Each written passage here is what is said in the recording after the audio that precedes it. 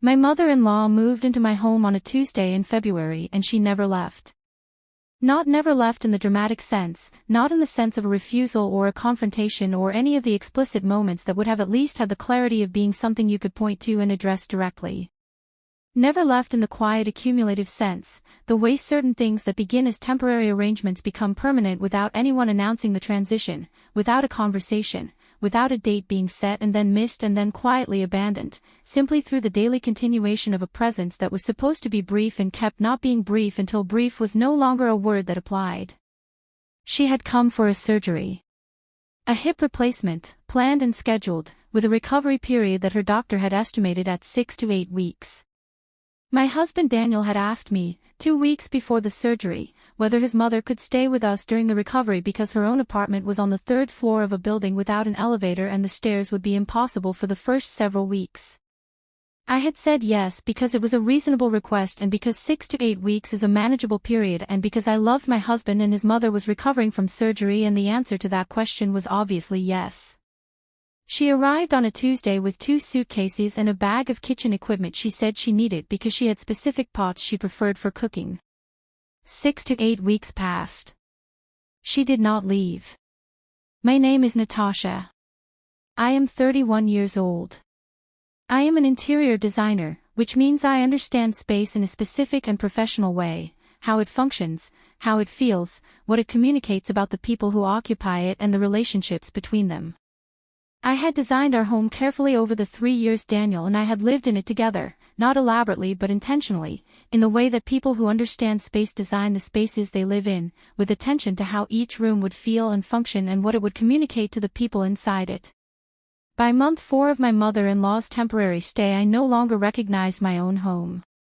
This is the story of the 8 months I said nothing, and the Tuesday afternoon I packed my things while she was at a doctor's appointment, and the note I left on the dinner table in my place setting before I walked out for the last time.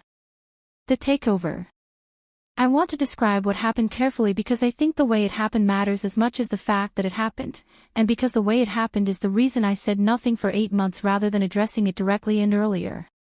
It did not happen all at once.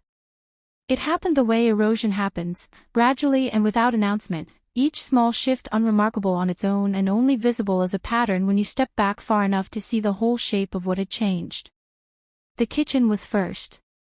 This was not surprising because the kitchen was where my mother-in-law felt most competent and most herself, and competence seeking a space to express itself will always find the kitchen first. She began cooking dinner in the 2nd week of her stay, initially because I was working late and she wanted to be useful, which was a genuinely kind impulse that I received as such. By week 4 she was cooking every meal.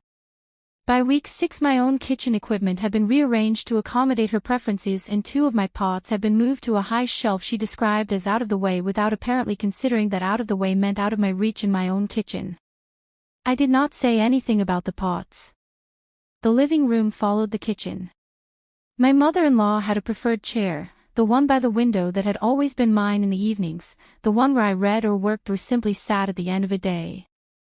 She occupied it so consistently and so completely that I stopped thinking of it as my chair and began sitting on the couch instead, a shift so gradual I did not notice it had become permanent until I realized one evening that I could not remember the last time I had sat in my own chair in my own home.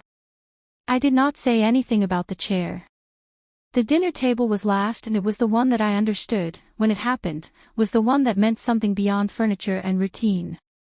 My mother-in-law began sitting in my place at the dinner table in month 3, not deliberately as far as I could tell, simply because the chair had been empty when she sat down and the chair she chose happened to be mine. Daniel did not mention it. I moved to the chair across from my usual place and ate dinner and said nothing. By month 4 my place at my own dinner table belonged to my mother-in-law and everyone at that table had silently agreed to this without a single word being spoken about it. I ate dinner across from my own empty place setting for 4 months. The husband. I need to tell you about Daniel because the story of those 8 months is not only about my mother-in-law. It is equally about Daniel, and about what those 8 months revealed about the particular way he was built, which was with a specific incapacity for disappointing his mother that I had understood existed before we married but had not understood the full dimensions of until I was watching it operate in real time in our shared home. Daniel is a kind man. I want to say that clearly because kindness is real in him and it has always been real, and the events of those 8 months did not change my belief in his kindness. What they changed was my understanding of the limits of kindness as a foundation for a marriage when the kindness is not equally distributed. Daniel was kind to his mother in the way that required him to be blind to me. Not cruel to me, not deliberately unkind, simply blind, in the way that people are blind to the person who is not demanding to be seen when someone else in the room is occupying all the available attention. His mother occupied all the available attention. She did not do this through demands or scenes. She did it through presence, through need, through the constant gentle pressure of a woman who required her son to be aware of her at all times and who had, over 30 years, trained him to provide that awareness automatically. I had known this about Daniel in the abstract. I had not known what it felt like to be on the other side of it for 8 consecutive months in my own home. I tried once, in month 5, to have a conversation with him about how things had shifted. I chose a Sunday morning when his mother was at church, which gave us 2 hours, and I sat down with him at the kitchen table with coffee, and I said as directly and as calmly as I could manage that I felt like I had lost my place in our home and that I needed things to be different. He listened. He said he understood. He said he would talk to his mother. He said it with the warmth of someone who means what he is saying in the moment he is saying it. He did not talk to his mother. The following Sunday she was back in my chair by the window and my place at the dinner table and the kitchen I no longer cooked in, and Daniel was kind to both of us with the perfect equilibrium of a man who has resolved the problem of 2 competing needs by deciding not to choose between them, which is its own kind of choice, the kind that resolves nothing and costs the person waiting for a resolution everything. I stopped waiting in month 6. I did not tell Daniel I had stopped waiting. I did not tell his mother. I did not tell anyone, because what I was doing in the 2 months that followed month 6 did not require anyone to know about it until it was complete. I found an apartment. I signed a lease. I arranged the move for a Tuesday afternoon when my mother-in-law had a doctor's appointment and Daniel was at work. I packed the things that were mine, the things I had brought to this home or bought for it or designed it around, the things that had made it feel like mine before it stopped feeling like mine. I left on a Tuesday. The same day of the week she had arrived. Before I closed the door for the last time I went to the dinner table. I found my old place setting, the one that had been occupied for 4 months by someone else, and I placed a single note card on it in my own handwriting. It said 4 words. The seat is yours. My new apartment was on the 4th floor of a building 12 minutes from the home I had just left. I had chosen it carefully, the way I choose most things, with specific attention to the details that would matter most in daily life rather than the ones that photograph well or sound impressive when described. Good light in the morning, which I had been missing for 8 months because my mother-in-law preferred the curtains drawn in the living room and had extended this preference gradually to the rest of the ground floor until our home had the particular dimness of a space managed around one person's comfort rather than designed around the life being lived in it. A kitchen that was small but fully mine, where nothing would be rearranged without my knowledge and no pots would be moved to shelves I could not reach and no one would be cooking dinner before I arrived home from work in a way that communicated, without stating it, that my presence in the kitchen was unnecessary. A table with 2 chairs by the window. My place at that table was the chair facing the street, which I chose on the first evening and which remained mine without negotiation or displacement. I had moved in over the course of 3 hours on that Tuesday afternoon, with the help of 2 colleagues who had known what was happening and who had shown up with a van and an efficiency that I was and remain genuinely grateful for.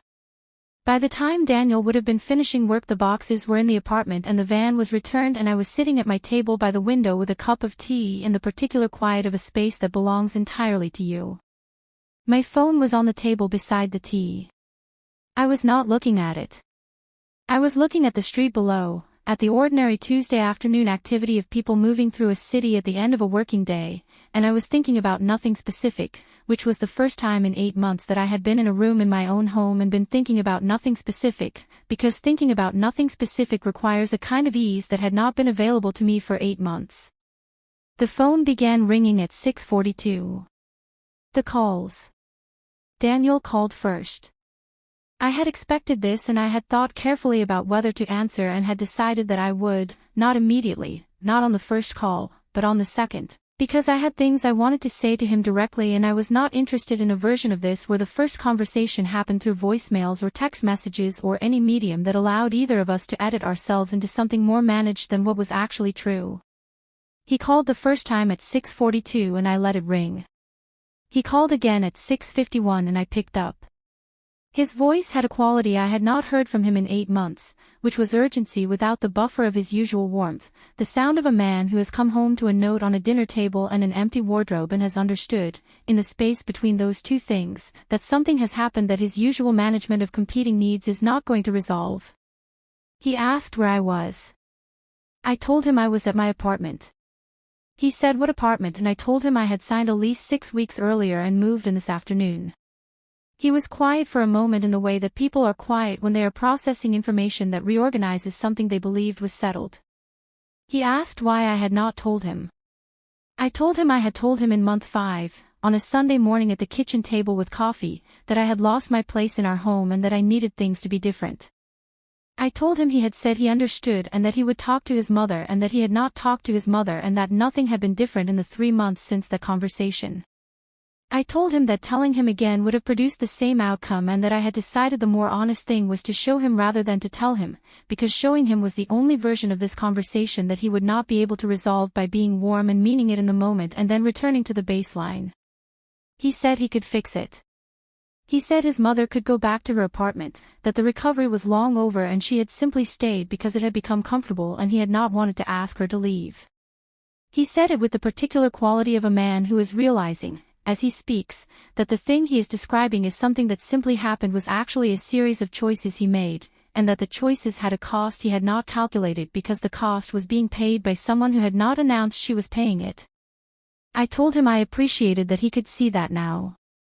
I told him I was not interested in a version of our marriage where the clarity only arrived after I had already left, where the thing that produced the change was my absence rather than my words, because I had used my words in month 5 and they had not been enough, and I was not confident that this version of the conversation, produced by a note on a dinner table and an empty wardrobe, would hold any longer than the Sunday morning version had held. He asked if this was the end. I told him I did not know yet.